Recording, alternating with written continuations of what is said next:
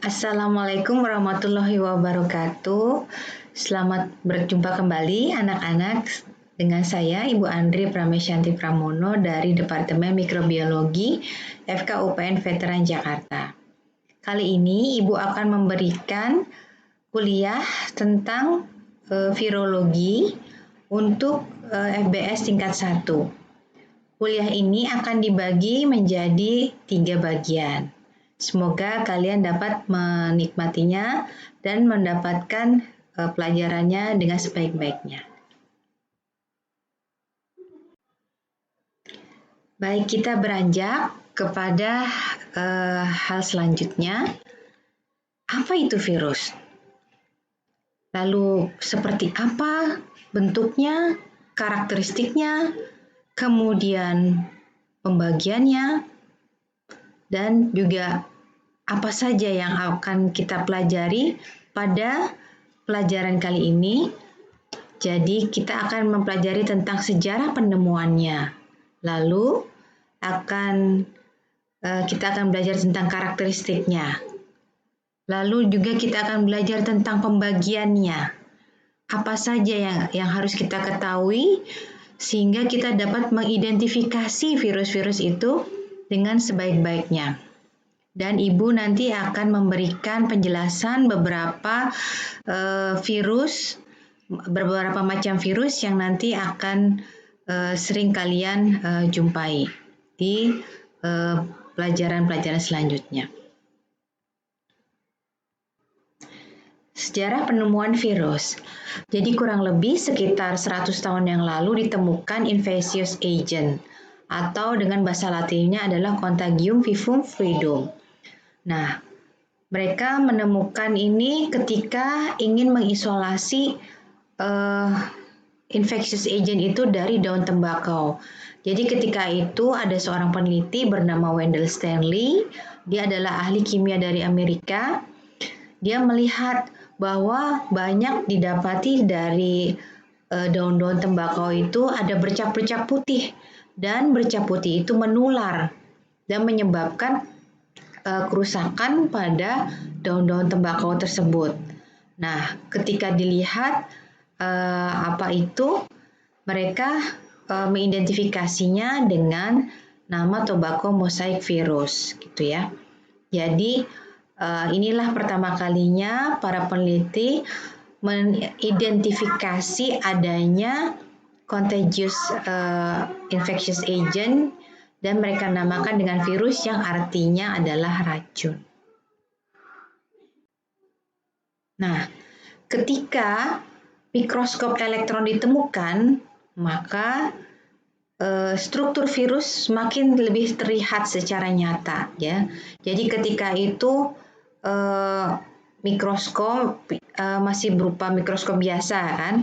Nah, kemudian ditemukan mikroskop elektron ini membuka wawasan para peneliti. Jadi bentuk virus itu kan sangat kecil sekali. Dia ukurannya nanometer, bayangkan.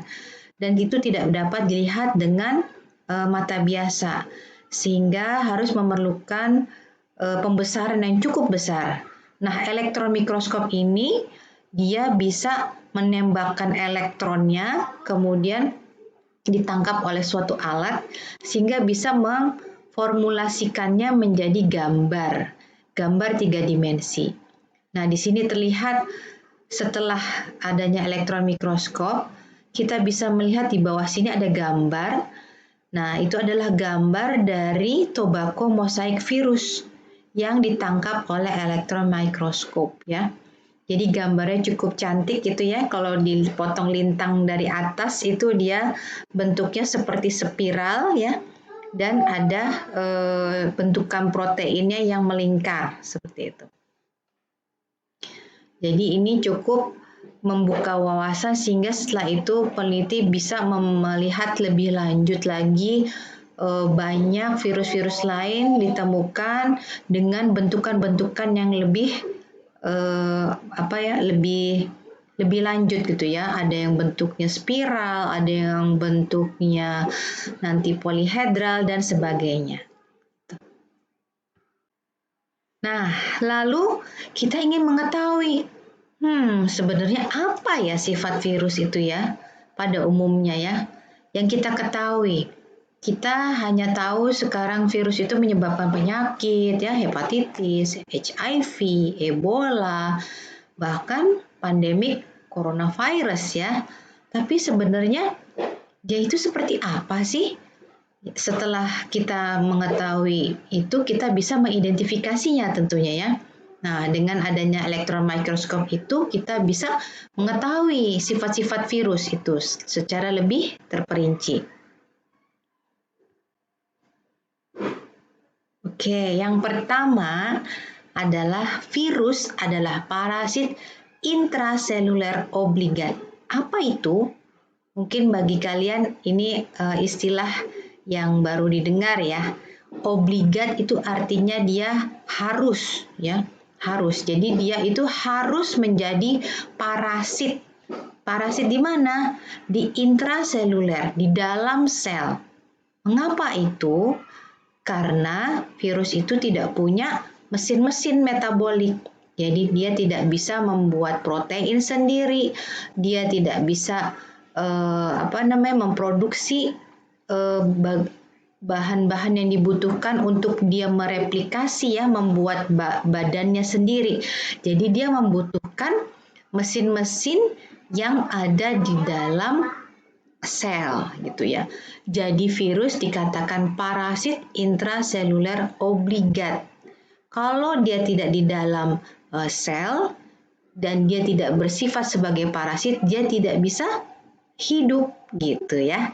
Nah, ini kalian bisa lihat contohnya. Jadi virus itu dia harus masuk ke dalam sel, kemudian dia memakai mesin-mesin dalam sel ya, mendrive sel itu supaya dia bisa memproduksi protein, karbohidrat, apapun yang dia butuhkan untuk dia dapat mereplikasi, memperbanyak dirinya gitu. Nah, contohnya seperti coronavirus ini ya, yang sedang kita alami ini, dia kalau tidak di dalam tubuh kita, tidak di dalam sel kita, di dalam sel epitel kita, dia tidak bisa berkembang biak gitu ya. Jadi untuk memutus mata rantainya bagaimana?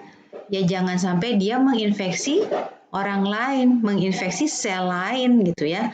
Jadi kita dilarang kontak dengan orang-orang yang sedang terinfeksi supaya dia tidak mempunyai host lagi, mendapatkan tempat tinggal lagi gitu untuk bisa mereplikasi dirinya lagi. Gitu. Oke, yang kedua adalah virus itu memiliki kisaran inang. Jadi, virus itu tidak bisa sembarangan dia menginfeksi sel. Jadi dia contohnya misalnya kayak ini ya, di sini ada gambar influenza virus ya. Influenza virus itu cukup besar kisaran inangnya. Ya. Dan influenza virus itu ada influenza A, B, C, D gitu ya. Nah, setiap kelompok dia memiliki kisaran inang tertentu. Contohnya D ini ya. Nah, dia itu cuman bisa ke ke kambing gitu ya. Terus ke camel, terus cuman ke binatang-binatang tertentu yang memang itu cocok dengan pengenalan si virus itu. Makanya ada namanya itu adalah sifat lock and key. Gitu. Jadi virus yang bisa menginfeksi sistem pencernaan tidak mudah dengan gampang dia berpindah untuk misalnya ke sistem saraf contohnya seperti itu. Karena dia punya lock and key. Gitu. Kecuali memang ada perubahan-perubahan yang sangat drastis, contohnya seperti mutasi, sehingga dia bisa menyebabkan perubahan pengenalan dari si virus itu. Tetapi pada umumnya virus itu dia memiliki kisaran inang, jadi dia sudah punya tertentu, nggak bisa dengan mudah berpindah gitu ya. Jadi kecuali pada kondisi-kondisi tertentu di mana dia dipaksa untuk berubah si virus itu. Nah, dia ada beberapa virus memang yang mudah untuk bermutasi, ada yang tidak seperti itu. Nah, contohnya kalau coronavirus ini kan dia itu diperkirakan dari kelelawar ya, kemudian dia bisa berpindah ke manusia. Nah, seperti itu dia bisa karena dia bermutasi, karena didorong oleh lingkungan. Tetapi pada umumnya, kalau pada virus-virus yang patogen, kita bisa mengidentifikasi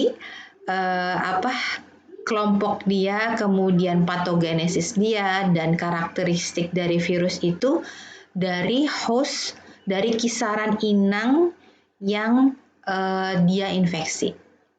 Nah, jadi ingat, jadi yang kedua adalah virus memiliki kisaran inang. Ya.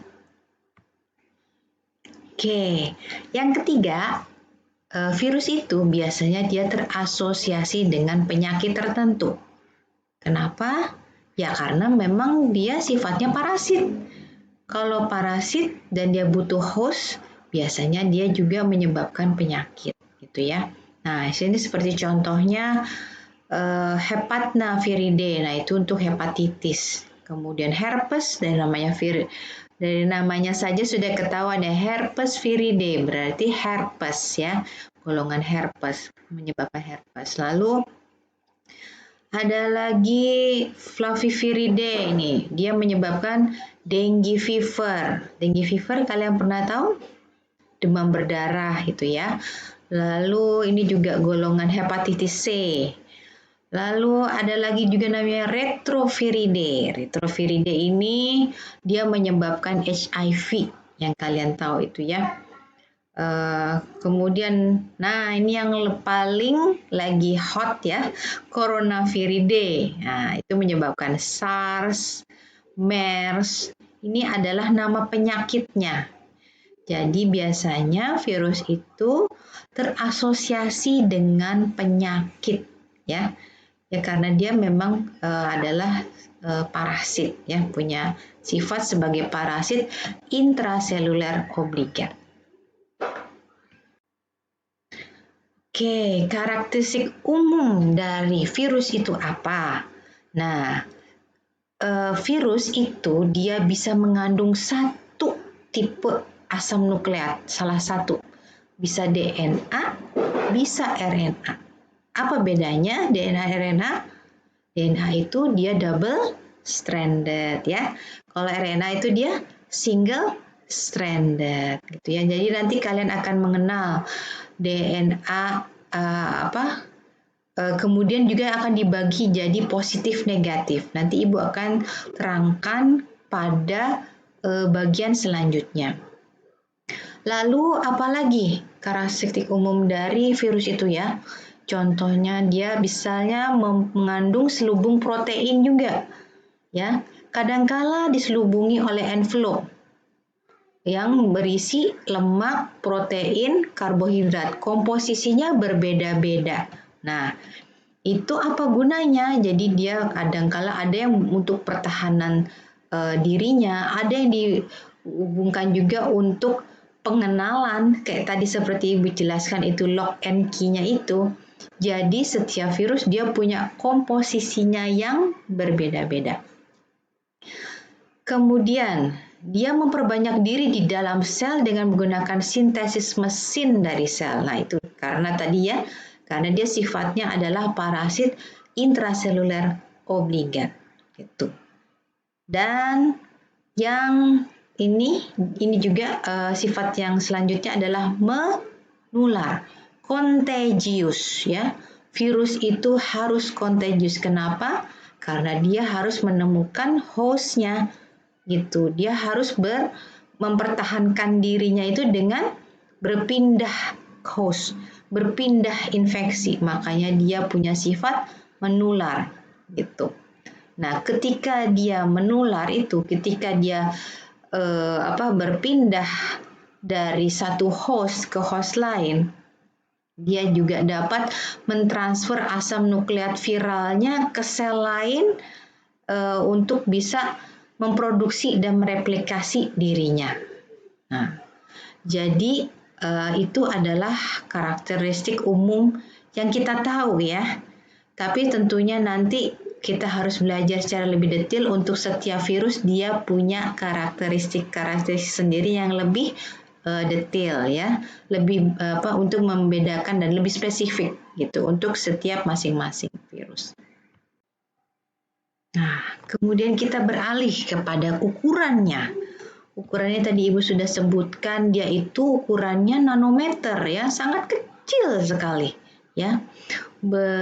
Berkisar dari 2 sampai 1000 nanometer ya.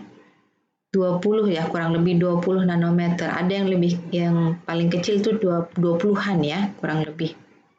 Nah, ini yang paling kecil adalah bakteriofaga. Nah, ini yang paling sering dijadikan sebagai model untuk pembelajaran karena dia mudah untuk dikendalikan ya. Kalau makin besar, makin complicated biasanya. Tapi kalau makin kecil dia makin sederhana. Nah, ini bakteriofaga, ini ukurannya 24 nanometer ya. Kemudian di sini ada poliovirus ya, disusul dengan rhinovirus. Kemudian ada rabies virus ya, ada juga.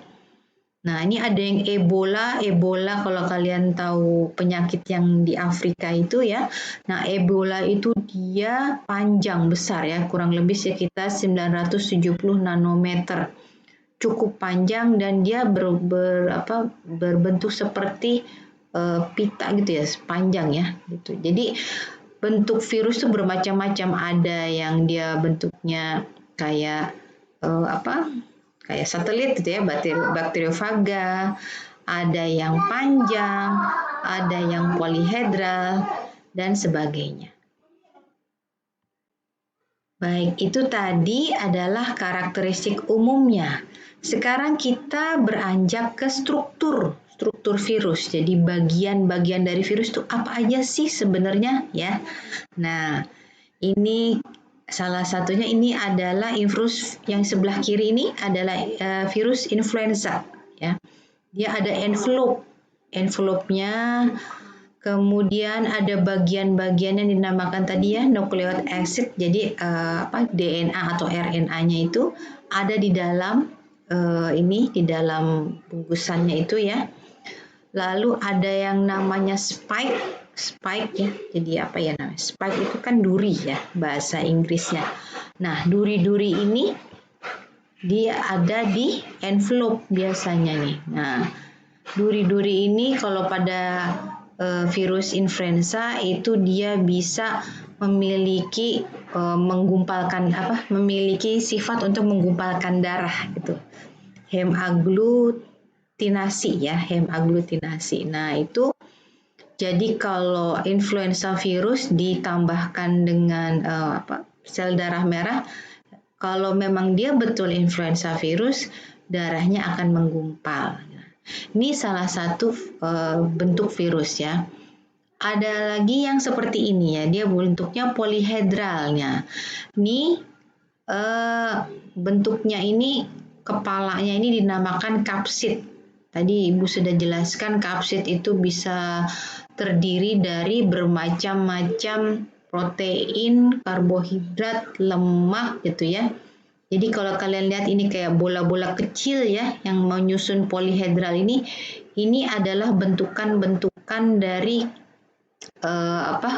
komposisinya itu ada terbentuk dari protein, lemak, karbohidrat di dalamnya. Nah, satu bola ini disebut dengan kapsomer gitu. Jadi kapsomer itu dia menyusun kapsid ya gitu. Jadi ini contohnya. Jadi itu kapsomer itu dia bagian dari kapsid yang membentuk kapsid. Nah, di dalam kapsid itu ada nucleic acid biasanya, entah itu DNA atau RNA. Ya, kita lanjutkan tadi ya, itu contoh-contohnya. Nah, ini sekarang lebih simpel lagi aja. Ini Ibu ambil dari buku Jawets, jadi mungkin nanti kalian bisa baca sendiri ya. Jadi apa itu kapsomer? Kapsomer itu menyusun kapsid ya. Lihat tadi ya, kapsomer kecil-kecil. Dia itu menyusun kapsid. Nah, kemudian ada nukleat asidnya di dalamnya, dan di luar kapsid itu diselubungi dengan envelope. Nah, envelope ini dia fungsinya tadi dia di envelope itu dia ada spike ya, kadang-kadang ada spike, ada juga yang tidak ya. Nah, kalau spike itu tadi dia bisa untuk pengenalan, coronavirus pun dia punya spike ya. Jadi itu dia untuk mengenali tadi yang disebut dengan kisaran inang itu. Ya, kita lanjutkan. Jadi ini apa namanya tadi ya, bentukan dari virus ya. Kemudian apa tadi, ada nukleokapsid, ada envelope. Nah, envelope ini dia tadi bisa dari lipid juga. Kemudian ada spike. Spike itu biasanya dia berbentuk glikoprotein, jadi ada proteinnya ya, yang nanti dia menempel di envelope biasanya. Kemudian juga tersusun juga dari matriks protein juga, envelope juga bisa. Jadi komposisinya juga berbeda-beda gitu. Ya, ini jadi ini hanya struktur secara umumnya, tapi nanti kita bisa lihat lebih jauh lagi. Dia punya struktur berbeda-beda, banyak sekali ya macam ragamnya dari virus ini. Oke, nah sekarang Ibu ingin memberikan pengenalan sedikit tentang morfologinya, bentukannya itu seperti apa sih? Sebenarnya banyak ya bentuknya ya, tapi secara garis besar itu bisa dibagi jadi 4 ya. Nah, ini contohnya ya. Jadi yang pertama adalah virus helikal. Virus helikal itu contohnya virus rabies, Ebola, ya. Jadi dia helix atau TMV, ya, yang tadi kita sudah pelajari itu helix. Jadi dia bentuknya betul helix, tapi dia melingkar gitu. Kemudian yang kedua dia polihedral. Nah, ini contohnya adenovirus, poliovirus. Adenovirus itu yang sering menyebabkan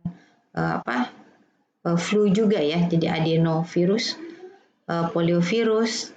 Kemudian yang ketiga adalah virus envelope. Nah, yang tadi ya, virus influenza yang tadi Ibu ceritain, dia ada sifat hemagglutinins, ada spike-nya. Ya, ini contohnya influenza virus, herpes virus. Nah, ini juga seperti ini. Kemudian yang keempat adalah virus kompleks. Nah, ini contohnya bakteriofaga, pox virus ya. Nah, dia bentuknya kayak kayak satelit gitu ya, kayak alien ya. Dia ada kaki ya, ada kapsid, ada lehernya, ada kakinya ya. Nah, itu kalau bisa dilihat di situ ya, di gambar itu dia bentuknya kayak alien ya. Kalau itu gambar dari mikroskop elektron, dia seperti itu. Nah, ini adalah morfologi yang secara umum kita bisa jumpai untuk virus-virus. Ya, untuk bagian pertama kita sampai pada tahap ini dulu ya. Ini adalah referensi yang Ibu pakai. Ibu taruh juga di Google Drive, jadi kalian nanti bisa download, bisa baca sendiri ya, supaya lebih jelas. Kita bertemu lagi di part 2. Sampai berjumpa.